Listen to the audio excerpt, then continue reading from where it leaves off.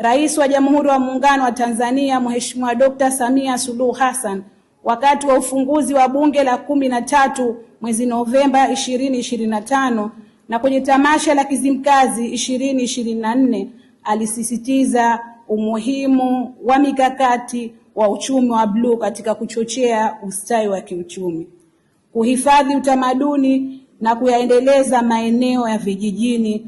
Kwa upande mwingine, Rais wa Zanzibar na Mwenyekiti wa Baraza la Mapinduzi Mheshimiwa Dr. Hussein Ali Mwinyi akiongozwa na zana ya yajayo yametimia, ameweka mkazo wa kihistoria katika kufanya uchumi wa bluu kuwa injini kuu ya ukuaji wa uchumi na maendeleo ya Zanzibar.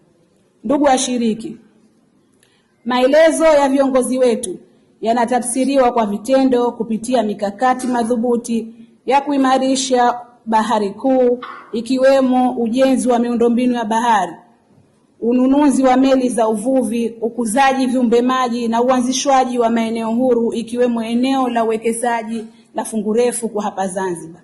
Hatua hizi zinalenga kuongeza thamani ya mazao ya bahari, kuzalisha ajira na kukuza mapato ya wananchi badala ya kukuza na kuuza malighafi pekee. Kupitia kongamano hili, tunalenga kutafuta ufumbuzi wa changamoto hizi zinazoikabili sekta ya uvuvi na utalii wa fukwe za bahari, kuzigeuza kuwa fursa za kiuchumi kwa kuwashirikisha kikamilifu wadau wote. Mijadala na maonyesho yatakayofanyika hapa ili kuongeza uelewa wa jamii, kuchochea ubunifu wa kiteknolojia, kuimarisha ushirikiano kati ya serikali zetu pamoja na sekta binafsi. Ni matarajio yetu kuwa jukwaa hili litaweza kuwa msingi thabiti wa maazimio na hatua madhubuti ambazo zitachochea maendeleo ya uchumi wa bluu kwa manufaa mapana ya jamii na taifa kwa ujumla.